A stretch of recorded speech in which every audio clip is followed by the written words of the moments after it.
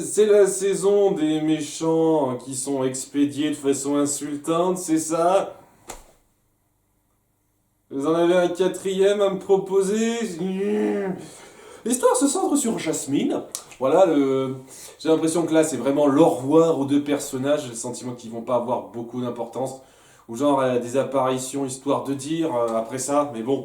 Donc ça se centre sur Jasmine après le départ d'Aladin. Avec qui elle n'est pas du tout en contact ou quoi que ce soit. Chacun de son côté, on se reverra quand le destin le voudra.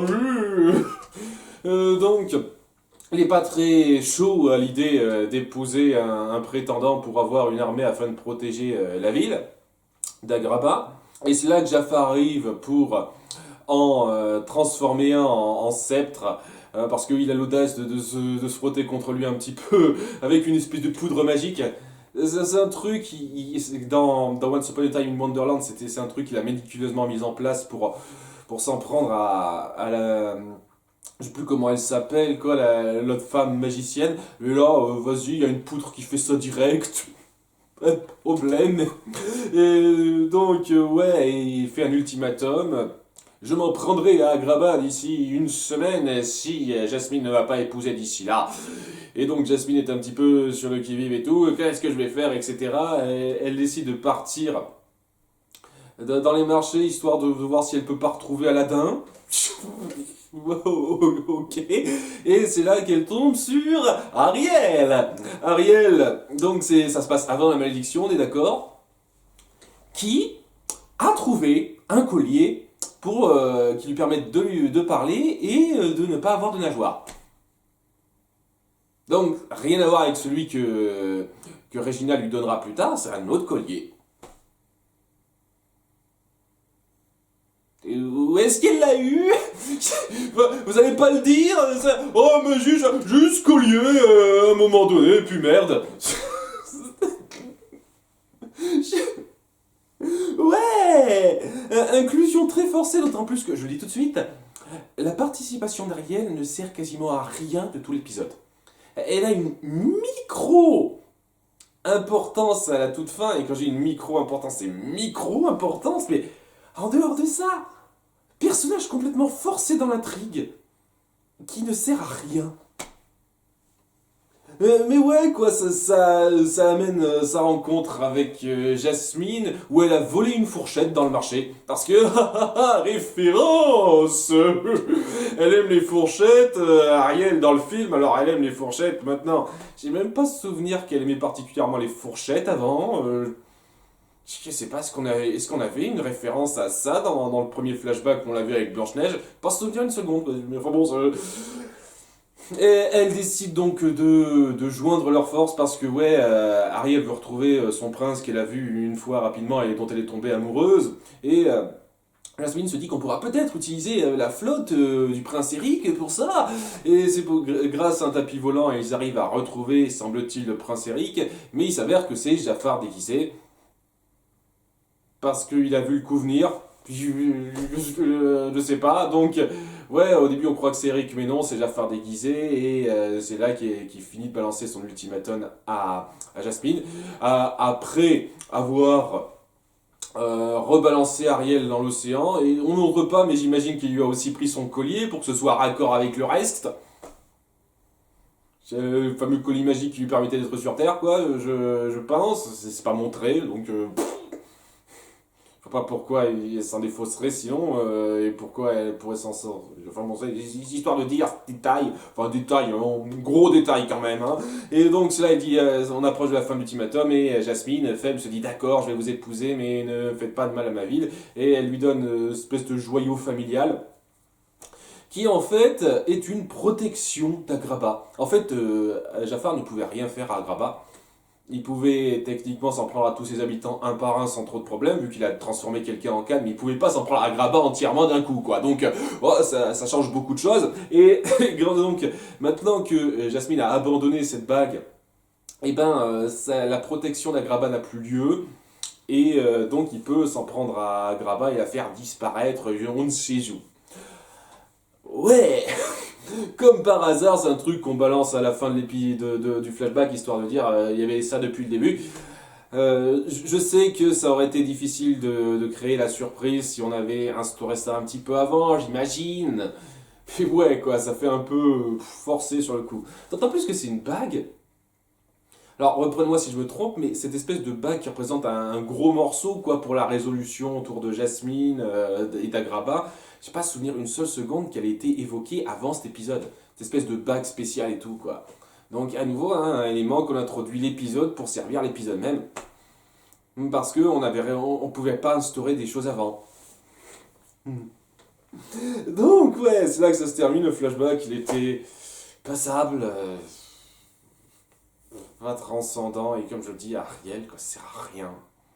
C'est cette histoire de créer un passé forcé parce qu'on avait l'actrice. C'est clairement ça, quoi. Si Ariel est là, c'est parce qu'on a pu avoir l'actrice, quoi. Ah, vous vous rappelez de ce personnage? On l'a fait venir pour rien.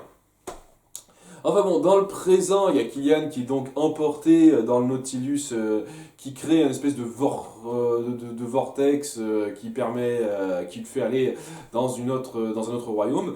Et manque de bol, leur carburant à vortex dimensionnel et tombe à plat après ça.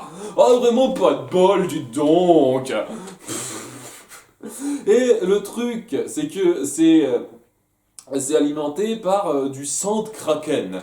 Ouais, waouh, fortiche. Et Nemo dit, ah ouais, toute ma vie, j'ai essayé d'éviter ces bestioles-là. Et qu'est-ce que tu racontes, Nemo? Comment t'as pu passer toute ta vie à les éviter si t'as besoin de leur sang pour générer ton truc, quoi? T'as jamais eu besoin de le recharger jusqu'à maintenant? T'as utilisé du sang de kraken une fois dans ta vie et puis c'est tout? C'est n'importe quoi. Qu'est-ce que tu racontes? J'ai passé ma vie à essayer de les éviter ces trucs si t'as besoin de leur sang pour alimenter ton appareil. Putain. Donc, ouais. Et Kylian se dit ouais, je vais trouver on va trouver un kraken, prendre son sang parce qu'il faut que je reparte, faut que j'aide ma chérie et tout. Mais pendant ce temps-là, il y a Ariel et Jasmine qui depuis une bonne semaine à peu près déambulent dans le coin, pas loin d'ici, dans la forêt enchantée, parce qu'ils n'ont pas trouvé Agrabah. Voilà, le vœu est censé les amener à Agrabah, mais ils n'ont pas trouvé. La seule chose qui a changé, c'est que, et elle s'en rend compte que maintenant, Jasmine, oh, mais il y a la fameuse bague que j'avais dans ma poche. Mais qu'est-ce que ça veut dire? Plutôt que de l'analyser pour voir s'il n'y a pas quelque chose autour de cette bague, vu que mon souhait est là, je vais plutôt partir du principe que c'est pour me punir, pour me montrer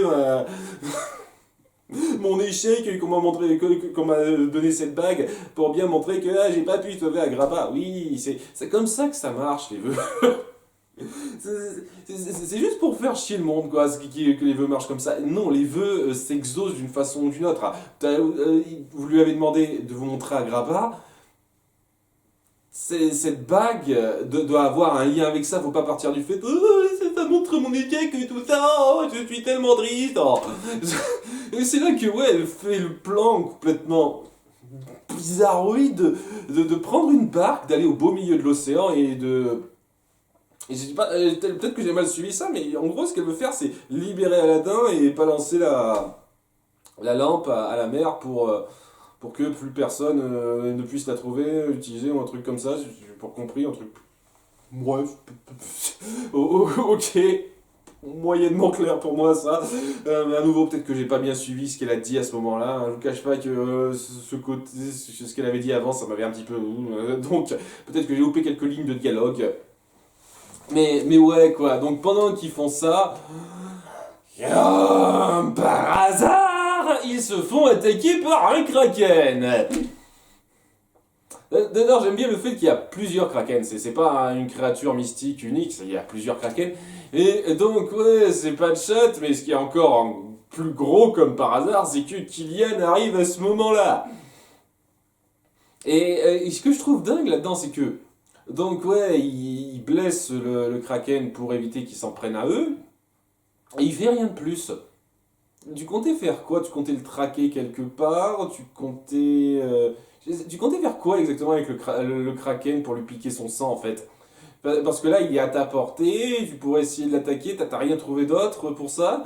vous essayez de me dire que vous avez été pris de court, vous êtes comme par hasard tombé sur un kraken alors que vous en cherchiez un, et ça rien prévoir de plus qu'on va la decker et tout.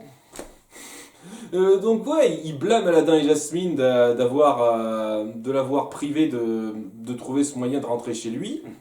Mais tu comptais faire quoi en fait? C'est la question que je pose. Enfin bref, le Kraken se barre. Kylian est un petit peu frustré de ne pas avoir pu avoir son sang pour générer le moteur du Nautilus. Et c'est là qu'il demande à Ariel si elle peut pas lui prêter un vœu avec son génie. Sachant que elle n'a pas à lui prêter un vœu, tu peux juste lui reprendre la lampe et faire ton vœu toi-même. Je veux dire, quoi, c'est... Étant donné qu'on a vu on peut avoir plusieurs maîtres de façon alternée dans cette nouvelle continuité-là, t'as pas besoin de demander, ah, prête-moi un vœu, tu peux pas me prêter la lampe pour que je fasse un vœu et puis après tu te démerdes ou un truc comme ça. Bon, bien entendu, pas comme ça, mais voilà, quoi, vous voyez ce que je veux dire, pas prêter un vœu, c'est le terme que j'ai trouvé bizarre. Et donc, au moment où ils commencent à discuter de qu'est-ce qu'on pourrait faire, ils se disent, ah ouais, peut-être que Jafar pourra arriver à nous sortir de là, parce que oui, vous saviez que Jafar était très doué pour passer d'un royaume à l'autre. Vous le saviez ça? Maintenant vous le savez. Alors, bien entendu, vous pourrez me dire que dans Once Upon a Time in Wonderland, étant donné qu'il arrivait à passer sans problème, enfin sans qu'on sache trop pourquoi, d'Agraba au pays des merveilles, on pourrait se dire que ouais, il doit connaître un certain moyen. Un moyen qu'on n'expliquera pas, bien entendu, hein, parce que voilà, c'est pas comme si voyager d'un royaume à un autre, c'était censé être une tâche compliquée. Hein. Mais ouais, ils se disent que ouais, on va peut-être forcer Jafar à faire ça, et donc, on va utiliser un compas qui permet de retrouver les gens qui sont pleins de rancœur, de désir de vengeance. Enfin, une boussole, excusez-moi, c'est pas un compas, une boussole. Ouais, ça a été évoqué dans le premier flashback sur le Capitaine Nemo. Il y a une boussole très précise comme ça. Enfin bon, oui, ok. Et alors qu'il s'apprête à faire ça et qu'il y a quelques discussions sans grand intérêt pour moi autour de Jasmine qui dit ah, j'estime ne pas mériter d'avoir un amour auprès d'Aladin parce que j'ai trompé mon peuple, j'ai déçu mon peuple. Et Aladin qui dit ah, est-ce que tu penses, qu'est-ce qu'elle pense de moi et tout. Tout d'un coup, le Nautilus décide que ben il est très endommagé et qu'il peut pas être réparé tout de suite. Le Kraken a fait des dommages à retardement, apparemment, et donc tout d'un coup il se dit oh non, bah, tout d'un coup le Nautilus il va pas pouvoir tenir, on va sombrer avec lui. Oh d'accord. Et c'est là que Jasmine utilise son deuxième vœu pour dire ah, ok, on va tous se sortir de là. Et elle dit même au capitaine Nemo peut-être que vous mourrez dans votre Nautilus, mais pas aujourd'hui. Sachant que si tu les fais tous quitter le Nautilus par magie, on peut être certain qu'il sombrera jamais avec son Nautilus, puisque son Nautilus va sombrer, quoi. Je veux dire, le truc complètement bizarre que je trouve par rapport à ça, c'est que il part du principe qu'ils pourront le récupérer de l'extérieur, mais ils ne pouvaient pas le réparer de l'intérieur. Comment vous comptez faire? Je veux dire, déjà, d'une part, le Nautilus est censé être sous les mers, mais même s'il n'est pas sous les mers, là, il a sombré et tout, vous pouvez pas le réparer de l'extérieur. Vous comptez faire quoi? Utiliser des cordes et le tirer sur le rivage? T'as un truc de cette taille, oui? Non? En plus, j'ai le sentiment que ce sera la fin, quoi, pour Nemo et Liam. Liam 2, donc... c'est une façon de partir un petit peu discutable pour ces personnages.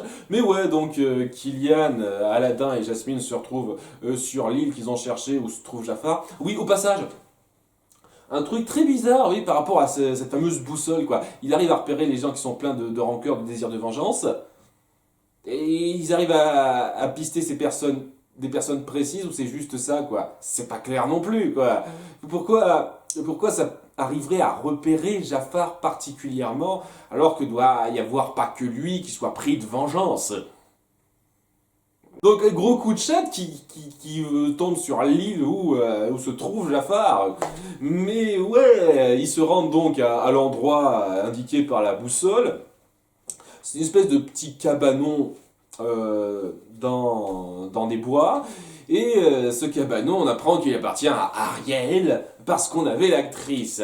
Et gros comme par hasard, dans les possessions d'Ariel, il y a la fameuse lampe bouteille magique qui contient le génie Jafar. Donc d'abord, j'aimerais revenir sur un petit truc par rapport à ça parce qu'on m'a repris à plusieurs reprises sur ma présomption comme quoi la lampe qu'on avait vue dans l'épisode je sais plus combien, la première lampe qu'Aladin et Jasmine trouvent, c'était la lampe de Jafar. Et ben non, en fait, c'était la lampe de Sydney dont il a déjà été libéré. C'est pour ça qu'il y avait personne à l'intérieur. Ok. Alors, je trouve que la mise en scène n'était pas super par rapport à ça parce qu'on voit un nuage de fumée magique qui part au loin. Donc oui, l'impression que ça me donne, c'est qu'une personne était à l'intérieur et s'en est échappée. C'est l'impression que ça me donne. Sinon, ça devrait juste... il frotte la lampe et il n'y a rien. Ou alors il y a juste les bracelets, mais pas une espèce de fumée qui part au loin, quoi. Donc la mise en scène était un peu bizarre à ce niveau-là, c'est pour ça que j'ai cru que c'était la lampe de Jafar. Ça venait aussi du fait qu'il y a une ou deux personnes qui m'ont répété à plusieurs reprises que ça essaye de faire le lien avec Once Upon a Time in Wonderland. Et la seule façon pour moi que ça avait de faire le lien, c'était de reprendre la lampe de Jafar. Voilà, mais j'avais pas fait gaffe et j'aurais dû faire gaffe, je reconnais, au fait que oui, il y a la forme de la lampe de Jafar dans Once Upon a Time in Wonderland, c'était une bouteille, et puis surtout que la lampe qu'on a vue, c'était la lampe qui correspondait à Sydney. J'aurais dû remarquer ça. Après, je vous cache pas que j'ai pas des souvenirs parfaits de tous les éléments de la saison 1, donc j'ai eu un petit peu de mal à saisir ça, mais ouais, j'aurais dû m'en rendre compte. My bad. Ça va pas du tout excuser le fait que j'avais un problème avec ça, c'est-à-dire le fait que comment Jafar a pu se libérer comme ça alors qu'il n'y avait pas d'explication. Et ouais, ça justifie ça, étant donné que c'est pas sa lampe. Ben, il y a le même problème. Et il y a Jasmine qui se dit, ouais, on va l'invoquer et il sera obligé d'obéir à nos ordres. Mais Jafar a trouvé un moyen de se libérer des bracelets de génie. C'est... Comment? Magie! Ta gueule, c'est magique! La série! Pouah! Oh! Putain de merde, quoi!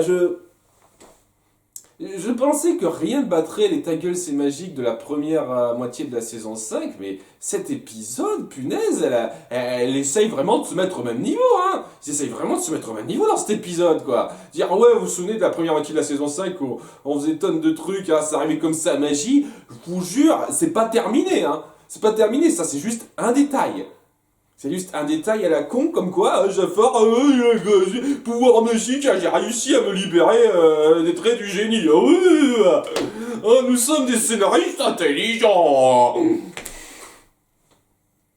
On aurait pu faire en sorte qu'il ait manipulé quelqu'un pour avoir cette liberté ou un truc comme ça. Il aurait pu manipuler Ariel et d'une façon ou d'une autre. Et comme ça aurait été logique d'une certaine façon, mais non. Comme je l'ai dit, Ariel ne sert absolument à rien. C'est juste pour mettre un personnage d'Ariel. D'autant plus que oui, ça amène un autre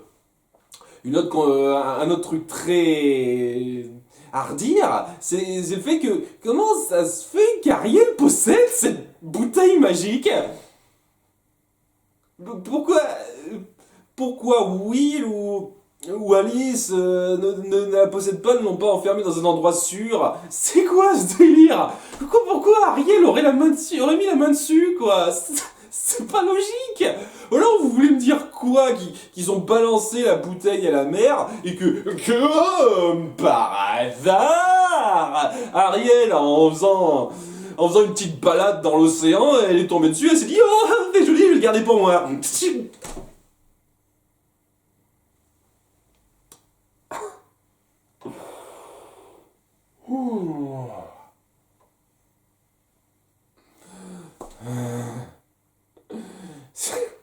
Tellement forcé. Donc ouais, Jafar se libère, il arrive à mettre KO tout le monde sans problème, mais pas Jasmine pour pouvoir glousser devant elle. Ce qui amène une résolution mais complètement foireuse, où Jasmine reprend un petit peu son courage. Elle a pris un flacon de poudre magique. Vous savez, la poudre magique qui transforme en sceptre, qu'Ariel avait conservé parce que voilà, ils ont essayé d'amener un peu ça, c'est-à-dire que lorsque elle a affronté, qu'ils ont confronté Jafar dans le passé, et ben il lui a piqué cette fiole. Elle prend cette fiole et Jafar, qui est un débile profond, ne fait rien.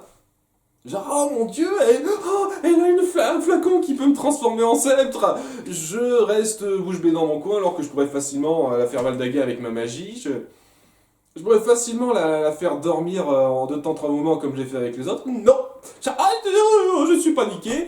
Et le plus con là-dedans, c'est qu'elle balance un flacon qui ne passe pas. C'est-à-dire qu'elle le flacon, elle le lance mais à genre à 1,30 m. Et donc ça ne le touche pas, Jafar. Et donc ça le met en confiance. Et et donc il s'approche un peu d'elle, ce qui lui permet de balancer de la poudre qu'elle avait gardée sur elle apparemment pour le transformer en sceptre cette fois. Notre grand méchant.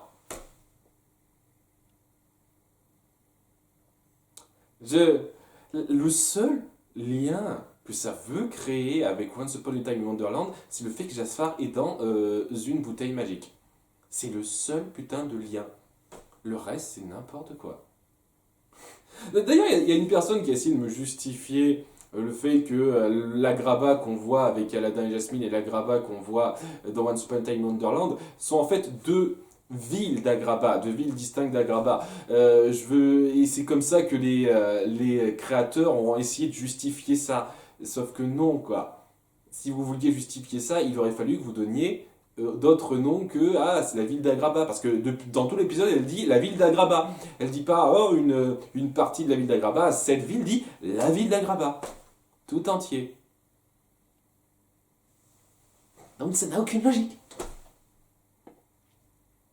C'est- Ça n'a votre lien est forcé. Ça sert absolument à rien de vouloir faire un lien aussi bancal avec Once Upon a Time in Wonderland si vous respectez absolument rien de ce qui a été instauré avant, à part ce détail-là. Et ça va juste perdre les personnes qui n'ont pas suivi Once Upon a Time in Wonderland, parce que, ouais, si on n'a pas suivi Once Upon a Time in Wonderland, on se dit, mais comment Jafar s'est retrouvé dans cette bouteille qu'il a mis là, et on va pas savoir. Et ils vont pas expliquer que c'est à cause de Will et d'Alice. D'ailleurs, c'est pas à cause de Will et d'Alice, c'est à cause d'Alice et de Cyrus, mais bon, voilà, ils vont pas expliquer que c'est à cause d'Alice et de Cyrus dans Once Upon a Time in Wonderland, donc vous saurez pas. Et les gens qui connaissent, qui ont suivi Once Upon a Time in Wonderland, vont voir les incohérences flagrantes avec Once Upon a Time in Wonderland. C'est de la gestion de merde. Vous voulez vous détacher de Once Upon a Time in Wonderland, très bien, détachez-vous-en. Mais voilà, si vous essayez de reprendre un truc comme ça pour faire le lien, ça devient complètement foireux. Ouh. Et donc, ouais, il meurt comme une merde, Jafar. Il s'est fait avoir par un tour, je crois, de Jasmine, bête comme tout. Et voilà, c'est un sceptre. Il est condamné à vivre en tant que sceptre. Il y avait quelqu'un qui a démontré des espèces de super pouvoirs magiques qui pouvaient être une menace super importante, se fait battre par un espèce de tour fastoche comme ça. C'est pour faire un parallèle avec Once Upon a Time in Wonderland où il se fait avoir par un tour facile, rapide et pas très, et très mal amené. Pareil, même chose. C'est bien ça. Parallèle avec Once Upon a Time in Wonderland, ok. Un parallèle de merde, bien parallèle, ok. Donc, avant de partir quand même, Jafar lui a révélé à Jasmine que Agrabah se trouve dans cette fameuse bague qu'elle avait conservée. Et Elle se dit, ouais, on va trouver un moyen de régler ça. Elle se dit, ouais, maintenant il faut que je croie en l'amour, que je m'ouvre à ça, et parce que c'est l'amour qui peut triompher des pires malédictions. Hein, ça n'a pas été bon démontré à un certain cas, mais là, ça peut triompher, oui, bien sûr. Et donc, en embrassant Aladdin, en prouvant la preuve de son véritable amour, elle restera à Agrabah par-dessus l'île où il se trouve, donc ouais, comment ça marche? Et surtout, et en plus de ça, ça libère Aladdin de ses chaînes. Voilà, la force de l'amour a réussi à libérer Aladdin sans avoir à faire le vœu de le libérer. C'est bizarre que ça n'ait pas marché entre Cyrus et Alice, ça, dites donc, hein. J'en ai marre des ta gueule, c'est magique. C'est pas terminé. Allez, alors, on n'a pas tout à fait terminé parce que voilà, juste après ça, Ariel montre sa seule véritable utilité dans cet épisode, qui honnêtement n'avait pas vraiment besoin d'elle pour être là, mais on va dire que ça joue un petit peu sur le fait que c'est une sirène, en donnant à Kylian un espèce de coquillage pour communiquer entre les mondes, hein, un truc qui a été évoqué avant, donc ok, c'est bien, ça c'est bien. Et donc, grâce à ça, il va pouvoir communiquer avec Ariel grâce au coquillage qu'il y a dans Storybrooke. Voilà, donc pendant ce temps-là, il y a Emma qui commence à broyer du noir parce qu'elle croit que Kylian l'a abandonné pour partir ailleurs, drame et tout, ce qui amène à tout un passage où Regina se dit ah, il y a moyen de faire une soirée entre filles pour essayer de noyer notre chagrin, hein, parce qu'on peut pas avoir le mec qu'on aime de différentes façons, hein, c'est parallèle entre les trois filles, et donc ils se rendent à un nouveau bar qui vient d'arriver en ville, qui est tenu par, comment il s'appelle déjà, excusez-moi, je... Ésope, voilà, Ésope. Voilà, Ésope, donc, qui est un écrivain grec qui a réellement existé, donc c'est de la connerie de considérer ce personnage comme un personnage d'histoire non racontée. Il a réellement existé, hein. Ésope a réellement existé. Arrêtez de raconter des conneries, merde. Cela dit, ils se rattrapent un petit peu sur ce coup, puisqu'on apprend un peu plus tard que c'est pas Ésope, mais Gideon qui se fait passer pour Ésope, et qui a mis tout ça en place pour manipuler Emma de façon vachement comme par hasardesque, hein. Mais bon, ouais, les filles se saoulent la gueule. Et au bout d'un moment, Emma finit par se lâcher par rapport à la peine que ça lui a infligé de voir que Kylian l'avait lâché. Et donc ça l'a fait pleurer un petit peu sur une des serviettes du coin. Ouin, ouin, ouin. Et étant donné que je sais que c'est pas une vraie trahison de la part de Kylian et que à la base ça vient d'un drame de merde que vous avez forcé dans votre intrigue, je suis désolé, je ressens rien. Je sens que dalle. Bon, la seule chose que j'ai à redire, c'est que Blanche-Neige est drôle. Oui, elle a l'alcool, elle a l'alcool assez facile, on va dire, et elle devient assez vite pompette, si on peut dire ça, et donc elle décide de lancer un défi à un groupe de vikings du coin, au lancer de couteau sur une cible. Voilà, c'était plutôt marrant, ça, voilà, il y a quand même deux, trois trucs positifs à retirer de cet épisode quand même, et ouais, en dehors de ça, c'est juste une excuse pour que Emma pleure dans une serviette du coin. Et à la toute fin, alors qu'elle s'apprête à ranger les affaires de Kylian, elle entend son fameux message où il dit qu'il ne l'a pas quitté exprès, qu'il s'est fait manipuler par Gideon, drame, tout ça. Et elle essaye de lui répondre, mais elle ne peut pas, parce que Gideon arrive à ce moment-là pour lui dire ah tu ne peux pas lui répondre, et je peux t'en empêcher parce que j'ai tes larmes, les larmes de la sauveuse me permettent d'empêcher les communications entre les mondes, entre différentes personnes ou juste auprès de la sauveuse, et ça les empêchera aussi de se réunir d'une façon ou d'une autre. Il explique pas ça. Oh, j'ai les larmes de la sauveuse, je peux t'empêcher de faire ça. Pourquoi? Parce que magie. Je, je déteste ça. Dans un univers fantastique, quand vous en avez rien à foutre de comment marche votre magie, ça marche comme ça parce que ça arrange le scénario. C'est de la merde ça. C'est de la merde en termes de narration. J'adore le manga Fly.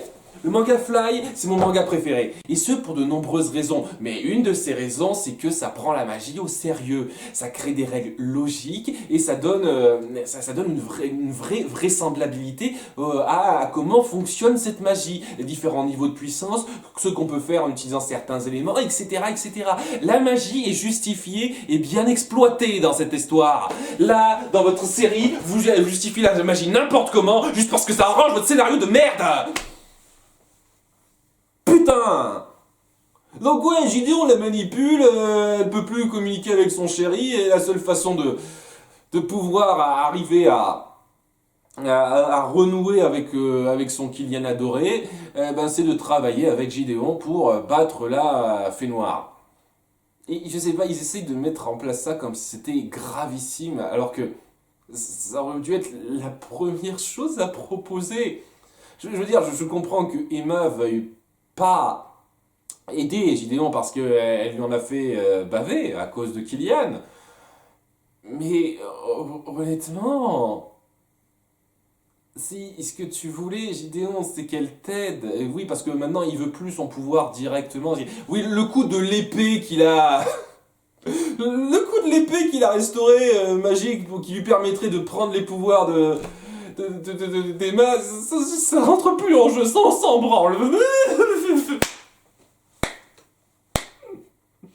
J'en ai marre, putain. Donc ouais, il lui dit, il lui dit qu'il a besoin de son aide, d'utiliser ses pouvoirs en tant qu'elle-même, pas en lui piquant. Et elle accepte parce qu'elle en est forcée. Et je me dis, censé être une mauvaise chose? Vous faites la musique dramatique, intense et tout. C'est pas censé être une mauvaise chose. En fait, ça part plutôt dans un bon sens, quoi. Gideon part plus sur le côté sur le principe de tuer une personne pour arriver à ses fins, mais juste de demander son aide. Bon, de forcer son aide, ce qui est pas non plus GG, mais ouais, c'est quand même 100 fois mieux que de la tuer. Et vous faites ça comme si c'était une mauvaise chose, comme si la pauvre, les pauvres gentils souffrent encore. C'est comme si vous partiez du principe qu'ils n'auraient rien fait. C'est pour contrer la fée noire s'ils n'y étaient pas forcés en fait. Nos héros.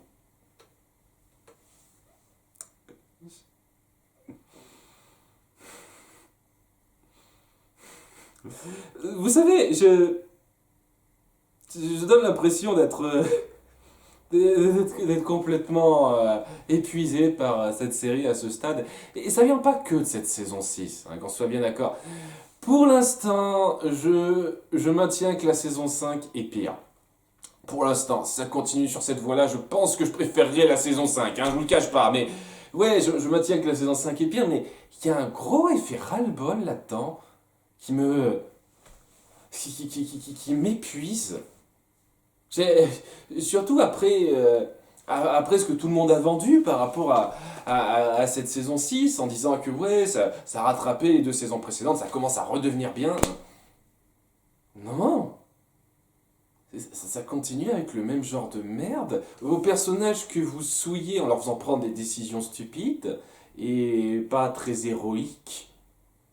Vos ta gueule c'est magique, flagrants et ennuyeux, comme par hasard, vos trucs qui sont forcés dans l'intrigue, ça continue d'être encore présent, ça. Vos éléments qui sont introduits l'épisode même pour qu'on s'en serve tout de suite, voilà, en instaurant pas grand chose, même chose. Dire, vous arrivez à faire quelques petits trucs que vous prenez la peine d'instaurer, c'est déjà bien, c'est ça que vous faites de mieux par rapport à la saison 5 et la saison 4, mais c'est tout. En dehors de ça, il y a énormément des mêmes problèmes qu'il y a dans les deux saisons précédentes. Hein. Ça vient peut-être du fait que je m'étais un peu hypé la saison 6 par rapport aux deux précédentes, et je m'attendais à quelque chose de bien au-dessus, mais ouais, c'est une grosse déception pour l'instant, hein. Il y a quelques bons moments, mais c'est une grosse déception. Mais bon, maintenant que vous avez viré Aladdin et Jasmine du lot, en plus de Jafar, que vous avez viré la méchante reine du lot et le faux Robin, hein, vous avez viré à peu près tous les trucs que vous avez mal amenés et mal gérés. Maintenant, il reste la fée noire à Gideon qui ont une base intéressante, malgré le fait que à nouveau vous forcez le lien avec Rumpelstiltskin. Mais ok, c'est pas trop gravissime, ça, je commence à l'accepter. Ça peut promettre. Voilà, ça peut promettre. Et voilà, si vous faites en sorte que cette alliance entre Gideon et Emma amène à quelque chose d'intéressant et pas que ce soit perçu comme quelque chose d'affreux pour nos héros, et que à ce moment-là, je pourrais apprécier la suite. Si vous gérez ça bien, à nouveau, si vous gérez ça bien. Hey, mais deux épisodes d'affilée, vous avez fait des conclusions insultantes autour de grands méchants que vous avez instaurés avant. Vous avez fait pareil avec Mr. Hyde. J'ai certaines craintes pour la fée noire, je vous le cache pas. Si vous continuez sur cette voie. Je suis vraiment désolé à nouveau pour les gens qui sont fans de la saison 6. Ça passe pas super bien pour moi. À bientôt pour l'épisode 16. Ciao.